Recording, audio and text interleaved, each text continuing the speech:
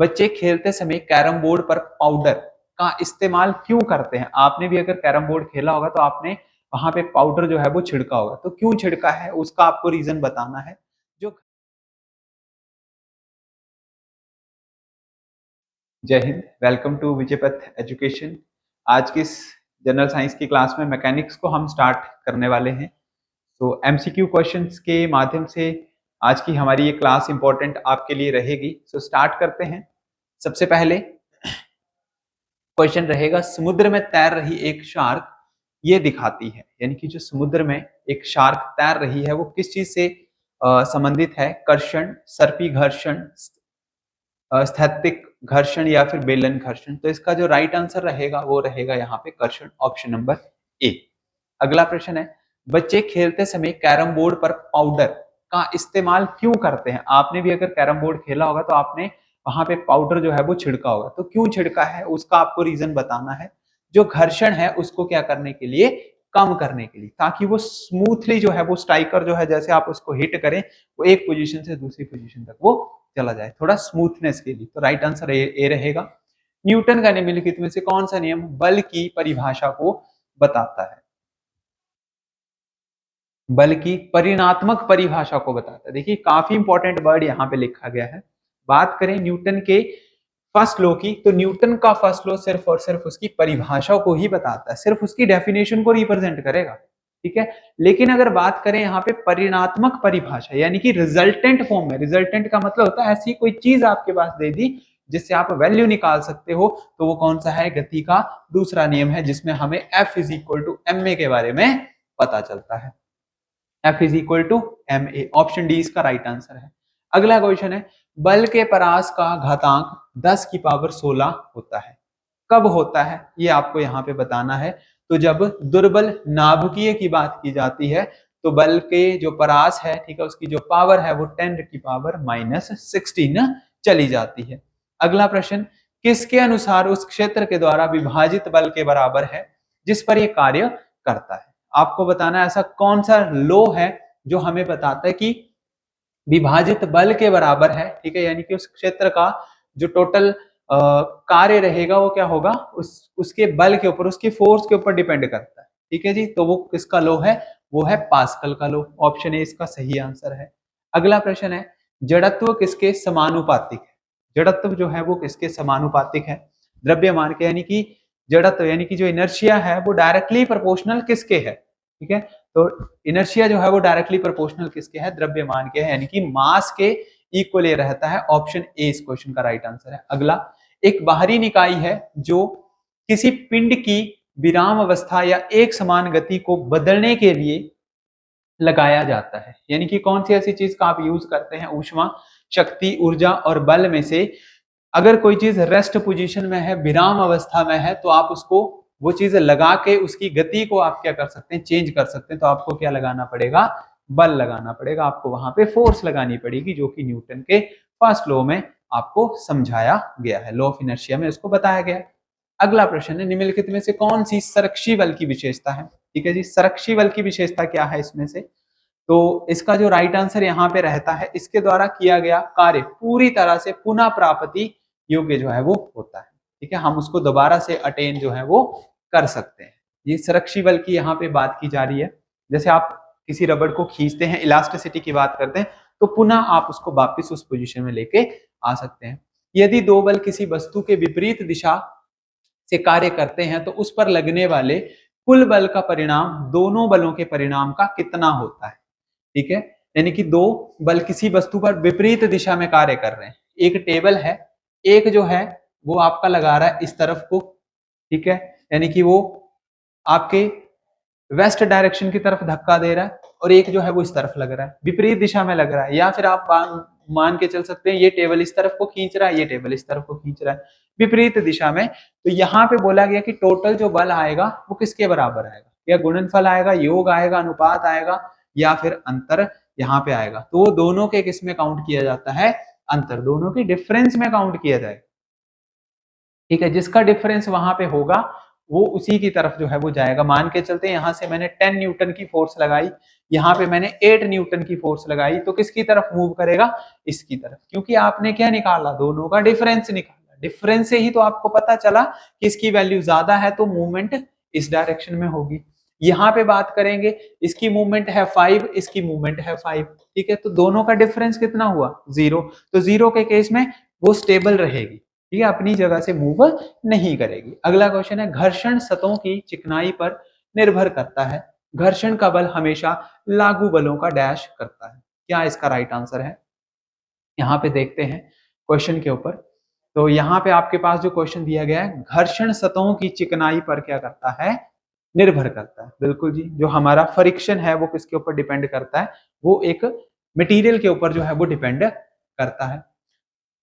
घर्षण का बल हमेशा लागू बलों का क्या होता है, ये आपको यहाँ पे बताना है। क्या इसका जो है वो राइट आंसर यहाँ पे रहेगा, तो राइट आंसर जो है वो इसका क्या रहेगा, यहाँ पे संचालित करता है। लागू बलों को क्या करता है, संचालित करता है, मूवमेंट करवाता है। घर्षण के संबंध में कौन सा विकल्प जो है वो सही यहाँ पे रहेगा, करेक्ट आपको बताना है। घर्षण गति का विरोध करता है, घर्षण टूट फूट का कारण नहीं होता है, घर्षण से ऊर्जा नष्ट नहीं होती, घर्षण से उष्णता का उत्पादन नहीं होता, ठीक है जी। फ्रिक्शन से कौन सी चीज जो है वो यहाँ पे सही है, ठीक है, ये आपको यहाँ पे बताना है। तो क्या राइट आंसर यहाँ पे रहेगा, घर्षण जो है वो गति का क्या करता है, विरोध करता है। बिल्कुल जी, घर्षण जो है वो आपकी मूवमेंट को रोकेगा। फ्रिक्शन, आपने अपने शूज देखे होंगे, वहां पे नीचे उसके तलवे के ऊपर जो है वो छोटे छोटे कट लगाए जाते हैं, ठीक है। उसके बाद टायर आपने देखे होंगे गाड़ियों के, उसके बाहर जो लेयर होती है उसमें भी डॉट डॉट डॉट कट लगाए जाते हैं, ठीक है, तो इसी के लिए होते ताकि आपकी मूवमेंट को वो रोक सके। अगर एक टायर बिल्कुल ही प्लेन हो गया, घिस गया, तो जब आप ब्रेक लगाएंगे तो स्किट कर जाएगा। इसका मतलब इसका काम क्या है, गति को रोकना, विरोध करना। विसर्पी घर्षण क्या होता है, आपको बताना है। तो विसर्पी घर्षण जो होता है वो सीमित घर्षण से हल्का सा उसकी फोर्स होती है वो कम होती है, उसको हम बोलते हैं विसर्पी घर्षण। अगला है वह चाल जिस पर कोई वस्तु किसी ग्रह के गुरुत्वीय क्षेत्र से बाहर चली जाए और कक्षा में प्रवेश करे तो उसको हम क्या कहते हैं, ये आपको यहाँ पे बताना है। यानी कि मेरे पास ये पेन है, मैं क्या करूंगा, इसको ऊपर फेंक दूंगा, ठीक है, मैं पेन को क्या करूंगा, ऊपर फेंक दूंगा, तो कुछ टाइम के बाद ऊपर जाएगी और वापस नीचे आ जाएगी। लेकिन यहाँ पे क्वेश्चन है कि ऐसी वस्तु को आपने फेंकना है, इतनी स्पीड से आप फेंकेंगे कि वो क्या कर जाएगी, हमारी अर्थ से बाहर चली। मेरे पास एक बॉल है, मैंने उसको फेंका, थोड़ी सी ऊपर जाएगी, नीचे आ जाएगी। लेकिन अगर मैं उसको एस्केप वेलोसिटी से फेंकूंगा, यानी कि पलायन वेग से अगर उसको फेंकूंगा, जिसकी स्पीड कितनी होती है, 11 किलोमीटर प्रति सेकंड। वैल्यू को भी आपने याद रखना है, 11 किलोमीटर प्रति सेकंड की अगर स्पीड से कोई चीज फेंकी जाती है तो वो कभी भी अर्थ के अंदर वापस से नहीं आएगी, वो यानी कि वो किसमें ट्रांसफर होगी, वो होगी हमारी स्पेस में ट्रांसफर, ठीक है जी। ये एस्केप वेलोसिटी की वैल्यू है 11 किलोमीटर प्रति सेकंड, पलायन वेग इसका राइट आंसर है। अगला क्वेश्चन आपके पास दिया गया है, चेक करें आप क्या इसका राइट आंसर रहेगा।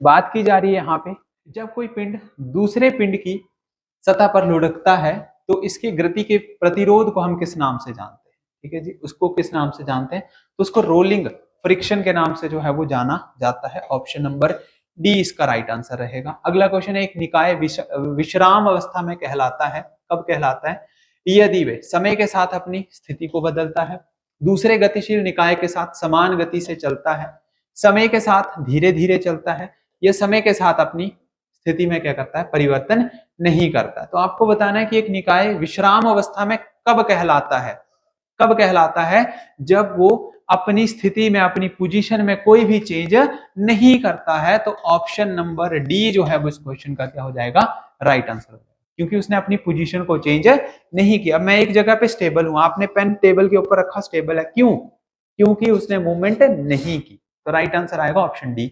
अगला, यदि कोई वस्तु स्थिर है यानी कि बिल्कुल स्टेबल है, यह निश्चित वेग से एक सीधी गति पर चल रही है, या एक कोई चीज है जो मूव कर रही है प्रॉपर एक स्पीड से, यदि उस पर कोई एक बाहरी बल लगाया जाता है तो वो प्रारंभिक अवस्था में ही बनी रहती है। तो ये किस लॉ के अकॉर्डिंग जो है वो आता है, ठीक है, ये आपको बताना है। यहाँ पे क्या राइट आंसर यहाँ पे रहेगा, तो जब भी कोई एक्सटर्नल फोर्स लगाई जाती है तो वो आपके न्यूटन के फर्स्ट लॉ के अंडर ही काउंट किया जाता है। ऑप्शन बी इसका राइट आंसर है। अगला है, निम्न में से कौन सा रॉकेट प्राणोदन में शामिल है, यानी कि जब हम किसी एक रॉकेट को उड़ाते हैं तो उसमें रॉकेट जो हमारा उड़ता है उसमें कौन सा फिनोमिना यूज किया जाता है, तो न्यूटन का थर्ड लॉ उसमें यूज किया जाता है। रॉकेट की अगर हम बात करें, इस तरीके से ये रॉकेट है, ठीक है, यहाँ से गैसेस का प्रेशर रहेगा, ठीक है, गैसेस का प्रेशर नीचे की तरफ आएगा और रॉकेट जो है वो कहाँ जाएगा, ऊपर की तरफ। तो न्यूटन का थर्ड लॉ यहाँ पे लगता है।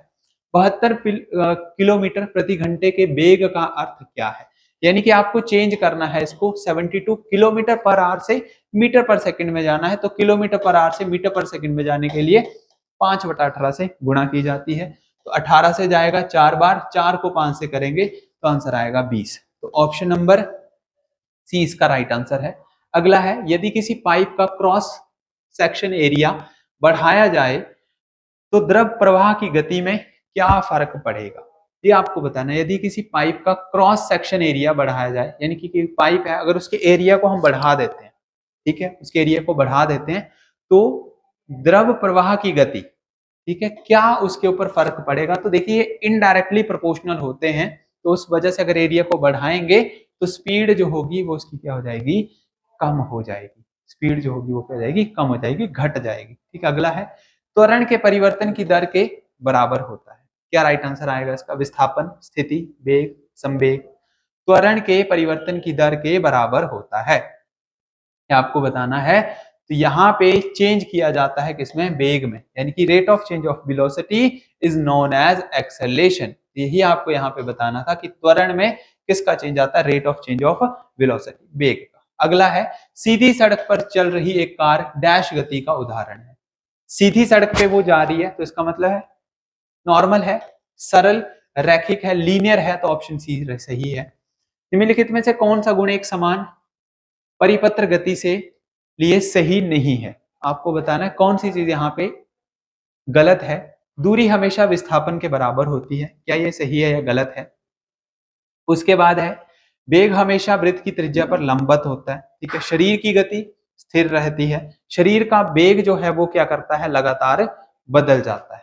इसका आंसर जो है वो आपको यहाँ पे बताना है, क्या इसका राइट आंसर यहाँ पे रहेगा। अगर यहाँ पे देखा जाए कौन सा गुण एक समान गति के लिए जो है वो सही नहीं है, तो दूरी हमेशा विस्थापन के बराबर होती है, ये जो है वो कॉन्सेप्ट सही नहीं, ऑप्शन ए इसका राइट आंसर है। अगला है, आप अपने और दो समय के निर्देशों के बीच शामिल वेग समय ग्राफ की वक्र के तहत क्षेत्र को आप क्या कहते हैं, यानी कि अगर आपने कोई वेलोसिटी टाइम ग्राफ अगर आपने बनाया है तो उसका जो एरिया आएगा उसको आप क्या कहेंगे, वेलोसिटी टाइम के एरिया को आप क्या कहते हैं, तो वो आप कहते हैं क्या, विस्थापन। ऑप्शन नंबर बी सही आंसर है। चाल, दूरी और समय का सही कॉन्सेप्ट क्या है, देखिए speed is equal to distance upon time होता है, ठीक है, speed is equal to distance upon time होता है। तो चाल, दूरी और समय का सही रिलेशन जो है वो आपको यहाँ पे बताना है। तो राइट आंसर की अगर हम बात करें, ठीक है, तो यहाँ पे वेलोसिटी अपॉन टाइम तो आ नहीं सकता, डिस्टेंस अपॉन टाइम है, ठीक है। तो distance upon time option number D से हमें कैसे पता चला, आप क्या करो, यहां से टी को यहां से हटा के इस तरफ ले जाओ, ठीक है, तो आपके पास क्या बच गया, वी, वी का मतलब वेलोसिटी, वेलोसिटी का मतलब है स्पीड, ठीक है। डी का मतलब डिस्टेंस भी बता सकते हो, डिस्प्लेसमेंट भी बता सकते हो, ज्यादा थोड़ा फिजिक्स में डीप जाएंगे तो फिर कॉन्सेप्ट हल्के फुल्के चेंज हो जाते हैं। वेलोसिटी का कॉन्सेप्ट डिस्प्लेसमेंट के साथ और स्पीड का कॉन्सेप्ट डिस्टेंस के साथ। तो ऑप्शन नंबर डी जो है ये D is equal to V into T, यानी कि डिस्टेंस को मेजर करने का फॉर्मूला क्या बनेगा, टाइम कहाँ चला जाएगा ऊपर, टाइम इंटू स्पीड यानी कि वेलोसिटी इंटू टाइम। तो ऑप्शन नंबर डी इसका राइट आंसर है। अगला प्रश्न है, स्थिर गति से दौड़ रही एक रेलगाड़ी में बैठा यात्री लंबवत ऊपर की दिशा में गेंद फेंकता है, तो गेंद कहाँ पे गिरेगा। एक स्थिर गति से दौड़ रही एक ट्रेन जा रही है 60 की स्पीड से, मैं उसके अंदर बैठा हूं, मैंने बॉल को उछाला, तो बॉल कहाँ जाएगी, ये आपसे पूछा जा रहा है। यात्री के हाथ में आ जाएगी, यात्री के सामने चली जाएगी, यात्री के पीछे चली जाएगी, या रेलगाड़ी की गति की दिशा पर निर्भर करता है कि गति जो है वो किस दिशा में जो है वो जा रही है। तो यहाँ पे गेंद जो है वो किस दिशा में आ जाएगी, ये आपको यहाँ पे बताना है। तो मैंने यहाँ पे स्टेबल हूं, मैंने ऊपर कोई चीज फेंकी तो कहाँ पे आ रही है, मेरे हाथों में तो आ रही है। अगर आप उसको पीछे की तरफ फेंकेंगे तो पीछे जाएगी, लेकिन आप बोले सिर्फ ऊपर की तरफ फेंका गया, तो ऊपर की तरफ फेंकने से मतलब है कि यात्री के हाथों में आएगी, बट कब, क्योंकि रेलगाड़ी जो है एक स्थिर गति से जा रही है, एक नॉर्मल, एक स्टेबल स्पीड के साथ जो है वो मूवमेंट कर रही है। तो ये आज की क्लास के हमारे कुछ इंपॉर्टेंट क्वेश्चन थे। तो जल्दी ही इसके नेक्स्ट पार्ट के साथ मैं फिर से आपसे जुड़ूंगा। तब तक के लिए जय हिंद, जय भारत।